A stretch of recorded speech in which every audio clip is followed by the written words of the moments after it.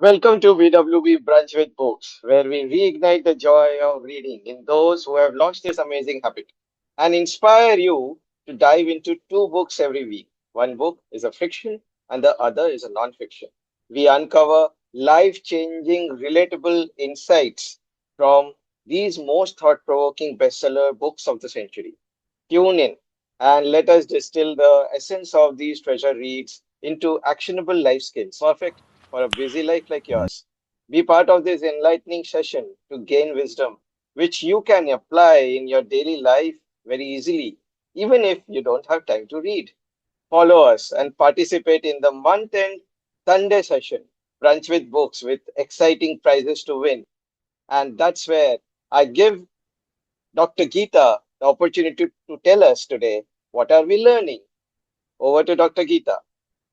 Hi everyone, welcome to BWP. I'm delighted to be here and super thrilled to take you all on a new journey of new books, new people, and new perspectives. So, how many of you are excited to hear the greatest story of survivor ever told? How many of you are wanting to know the tale of survival which happened more than 3 centuries back and which is still relatable to us and which brought us lessons on perseverance, resilience, new learnings, new insights, and about self-discovery and the power of the human spirit. Yes, if you are eager, let me introduce you to the person you all wanting to meet. And this person is reckless, restless, and impulsive, just like you and me. A very ordinary person, just like you and me. And that is why his story relates to our own life, a mirror to our own life, and which brought us learnings on to have the importance of wisdom, the importance of making the right choices, and the importance of balancing gratitude and ambition. Yes, if you have guessed, it is none other than Robinson Crusoe by Daniel Defoe. Robinson Crusoe was the third son of parents who were well to do and settled in the York of England. His first brother went to the sea and perished there. He second brother went to see the world and he is yet to come back. The third son, Robinson, he had this relentless desire to go on a voyage on the ocean, and this led his father to call him one day and give him a counsel. He said, son, see, we are in the middle of life. We are in the middle status of society. We are neither very rich nor we are poor. So we don't have the difficulties which the high class face, nor do we have the difficulties which the lower class have because of financial difficulties. But I can give you a status in society as a lawyer and make you really prosperous and set you up for life. So for some time, his desire was subsiding, but then his desire just overtaking him. One day, he just ran away into the ocean, in the ocean trip. So he met a person, a captain's son in the port, and he invited him, come, we will go on a sea journey. We will go by the ship. My dad is the captain. And when Robinson went away without informing his parents, he also saw a lot of difficulties that stood before him. So there was a big storm. The waves, when it was standing up, he was praying, God, if you save me, I will go back and never travel on the ocean again. And when it was the sunrise, he would feel my decision is the best. And then one day, the seventh day, the ship sank, and it was with miracle that they survived. So when the captain was taking stock of the account of the what happened there, he chanced to know that he was the first time traveler. So then he latched on to the beginner's luck. He said, you have brought bad luck to the journey, because he came to know that Robinson's father had told him, if you go away, in spite of my warning, you may not have the blessings of the God or the society or ourselves. It could be that you will lead a wretched life. And the captain says, it is your father's, the saying that has come true. So you're not going to be a seafarer anymore. You go back to your place and stay and do as what your father says. Now it is in front of Robinson whether he's going to choose to go back to his hometown and stay there, or whether he's going to go on a new journey. And I will tell you by and by. But you will understand the human ego is greater than the conscious will.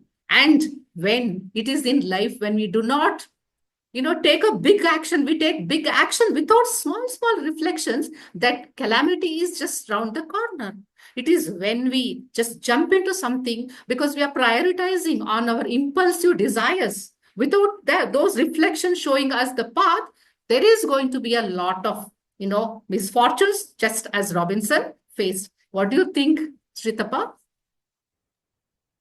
Absolutely. I just can relate this. When I passed my 12th exam, I found myself at a crossroad, uncertain about which career path to choose. I had multiple interests. First was biotechnology, assuming it would have a good future prospects. And second was jewelry designing. It was creative field and I was excited about it because I thought I am also creative. And the third one was IT. Since I enjoyed programming, that was also one of the options. But each field fascinated me, but I struggled to decide which one was right for me. That's when my mom and dad stepped in to help me reflect on my options. Although they were not from any of these backgrounds, but they together helped to take small steps to decide on it. And first, together, we analyzed the job opportunities available for each field. We noticed that biotechnology had fewer openings during those days, and we had little visibility into jewelry designing as a stable career path. So, however, my mom encouraged me to focus on my strengths. And I realized I had always been good with computers and programming during my school days. With their guidance, we explored different courses in IT, which provided clear career path to me. And finally, I chose computer science as my stream for further education. Looking back, it was one of the best decisions I made. And today, after more than a decade in this field, my journey has been one of the continuous learning and growth. And sometimes we feel that, uh, you know, uh, uh, that lost while making some big decisions, but small reflections on self, like my interest in that subject, aptitude, and future career opportunities for growth helped me to decide my career path. So small steps always help to take big decisions. What do you think, Siddharth? Wow, that is too profound. I got too much of insights from both Dr. Geeta and Hitapa.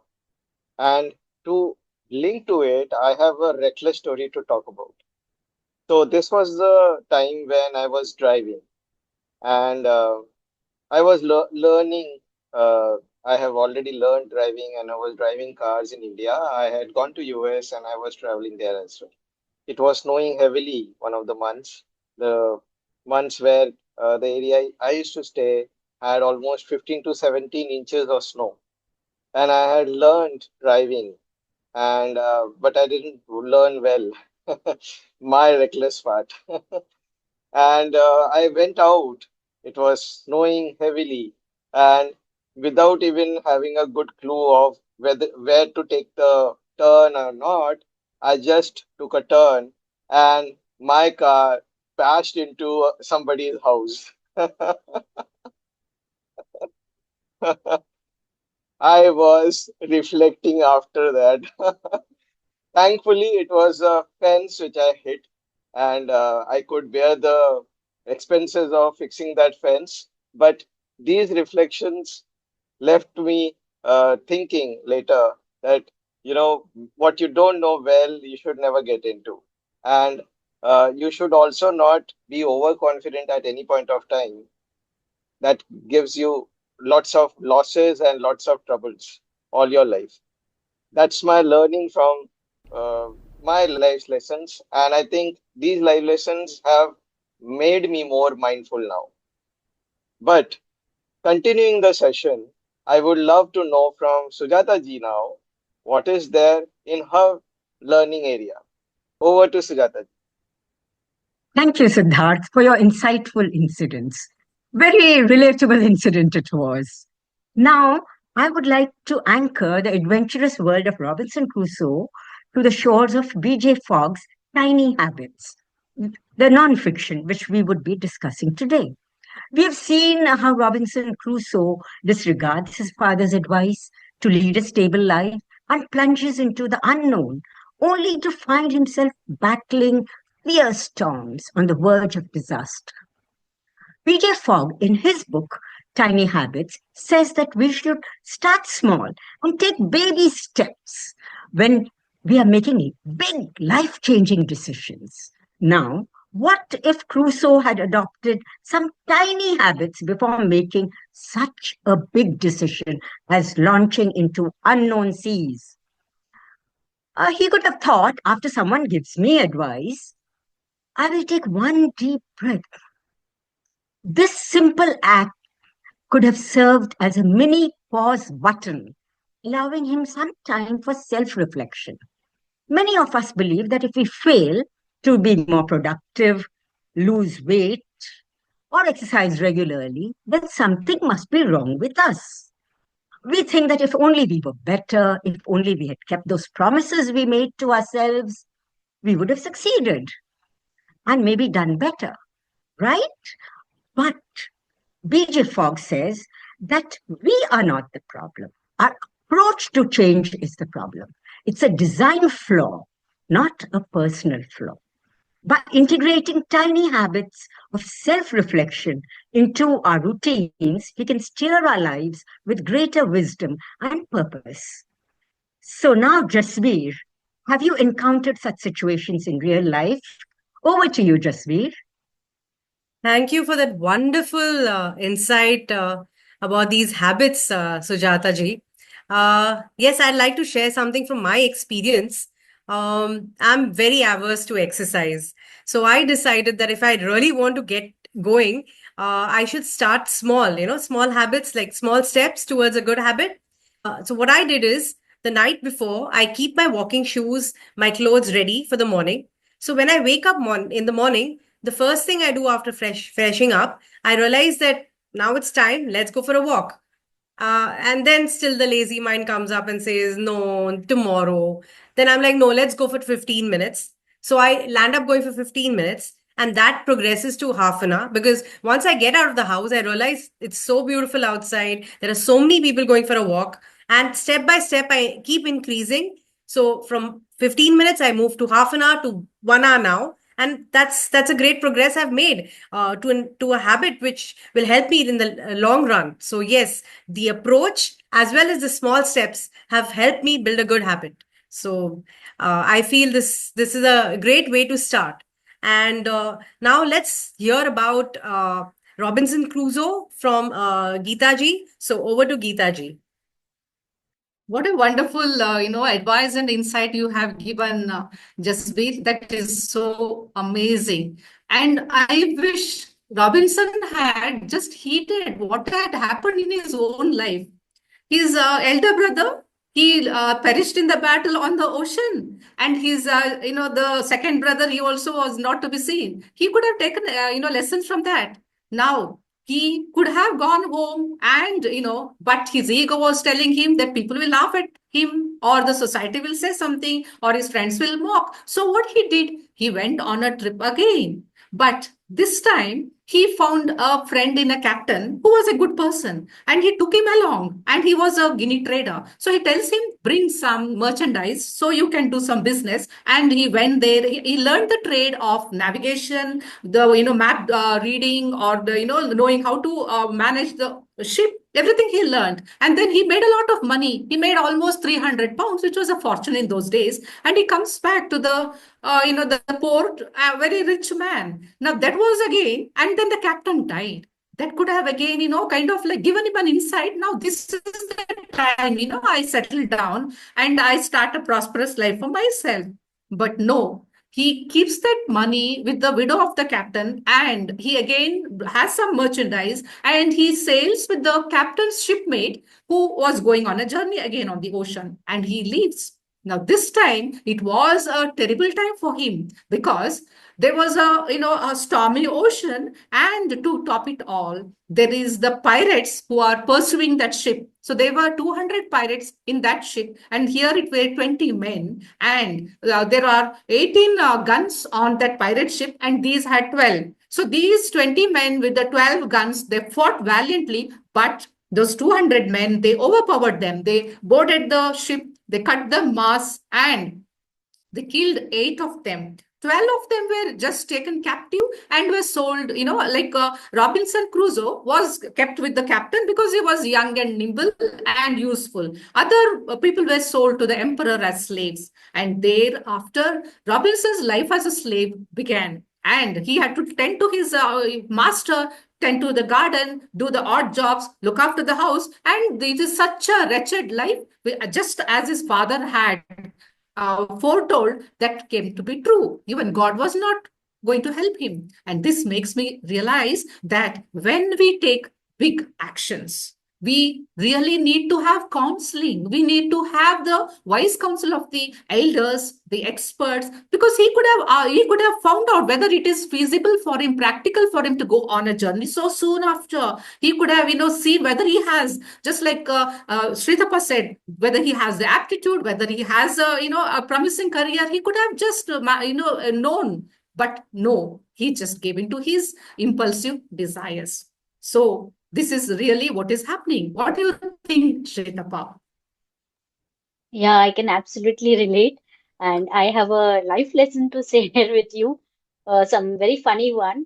What happened was my dad always advised me to check and recheck important details before making a decision, whether it is locking the house, verifying travel documents, or doing an important work.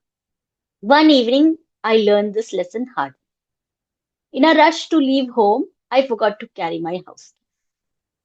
I didn't realize my mistake until I returned at 9 p.m. and found myself locked out.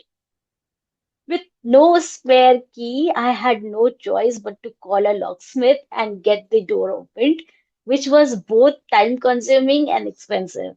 That day I understood why my dad always emphasized that double check the thing, cross check the thing before you do it. And had I had taken just a few extra seconds to ensure that I had my keys with me, I could have avoided this struggle or hassle altogether. Sometimes, the advice of elders comes from experience, and ignoring it can lead to unnecessary hardships. So, what do you think, Sujata ji? How do we relate this with your ongoing tiny habit stories? Thank you, Shrithapa. Uh, because that was a very relatable incident. So many times we forget things which we should not forget. But it happens. That's life. So as I was listening to Geeta's narration of the story of Robinson Crusoe's escapades, his adventures, I was wondering, like, imagine if Crusoe had not acted so impulsively, but implemented a tiny habit like, after I wake up, I will write down one reason why I want to embark on this adventure. He didn't think about it, he just acted impulsively without even thinking what he should be doing. So, Fogg introduces the concept of behavior crafting as a pivotal skill in the habit formation journey. Now, what's this behavior crafting? This process involves tailoring new habits that reflect your personal aspirations, that reflect who you are and who you want to become. It's like designing a suit for yourself that fits well, that is neither too loose nor too tight, and in which you can do your tasks well. You're comfortable. So it's just like supposing you want to boost your fitness routine, instead of forcing yourself into the latest trendy workout that you see on Instagram, Reels, and all that, but which will feel like a medieval torture device, especially if you are an aged person like me, then why not start by identifying activities that you genuinely enjoy? If you love dancing, sign up for Zumba class. If you are fit enough to do it, if you enjoy the serenity of nature, try hiking if you can do it. If you can't, do something else. So, this alignment with your interests makes the habit more sustainable and enjoyable. Jasbir, have you taken impulsive actions which you would like to tell us about? Over to you, Jasbir. Yes, Sujata ji, I do have an incident that I can, share today. So, like I said, I started my walking journey, got my habits in place, and then a few of my friends said, "Walking won't help you. I mean, you need to do some more exercise." And then I realized, okay, I mean, they suggested, "Let's go to the gym. You should do some weight training." I got all enthusiastic, and I said, "Yes, I'll sign up. Let me try one day." And I went with them and I tried some weights. And where I should have taken only 1 kg of weights, I landed up taking 5 kgs. And to my misery, at the end of the day, my muscles had become sore, and I could not lift even my mobile, my dearest mobile. I couldn't even lift that. And then for the next few days, I was like, I wasn't bedridden, but I couldn't do much. Even for the walk, I didn't have the enthusiasm. So yes, we need to be uh, take proper decisions, plan it, not be impulsive. And I know that I enjoy dancing, so I could have very well joined a Zumba class. So that behavioral understanding should be there, that what is good for you and what's not, and it's not right to be impulsive. So yeah, why don't you share something, Siddharth, about from your life, something that is we can learn from. Absolutely. I am just enjoying this session because I am learning from you all. And these are things which I have maybe seen in my life, but I had taken some wrong decisions at times. And now, when I'm thinking about it, uh, you know, the one of the decisions while becoming author, I remember taking was that, the year was pandemic and I was like frustrated. I wanted to leave the job the same year and become an author. But luckily, somebody told me, why don't you try it out first? And that's when the tiny, small, everyday habits started coming in that I was writing, writing, writing. And I finally realized that through writing, I can actually create more followers. And those followers gave me the confidence to become an author ultimately. So when I quit my job, I was already clear that I wanted to become an author. I think that is the power of these tiny habits. And like everybody said, when we talked about Robinson Crusoe, there was a self-reflection point there. When we talked about the tiny habit example from Hitapa and Sujata ji, we were talking about how tiny habits can actually change us. When Jasveer was talking about her weight issue, lifting weights, and she couldn't actually do the normal walking after that, it was all because of impulse. So these insights are so important that if we don't include them in our daily lives, it can actually impact us long term. And that's exactly why this session is so exciting and so insightful that each and every lesson from whether it's the Robinson Crusoe story or the Tiny Habit one, all of them, the reflections we have got today are helping us become somebody who is matured, who is mindful, and is ready to take on the life full on, right? So, with that, I think we are good to end this session, but I really enjoyed each and every discussion here. And thank you so much, Dr. Geeta, Chitapa, Sujata ji, and Jasbir for giving those invaluable insights. Thank you so much, everybody who heard us. And I'm sure you're going to enjoy more of this because we are going to come again with some more exciting, valuable insights next week. With that, let's close this session, but we are not closing the channel. So go ahead and like us, subscribe to it, and share the wisdom you have earned today. Thank you so much, everybody. Thank you, everyone from BWB. Don't miss to follow us on our Instagram channel and the YouTube channel. Thank you so much. Bye.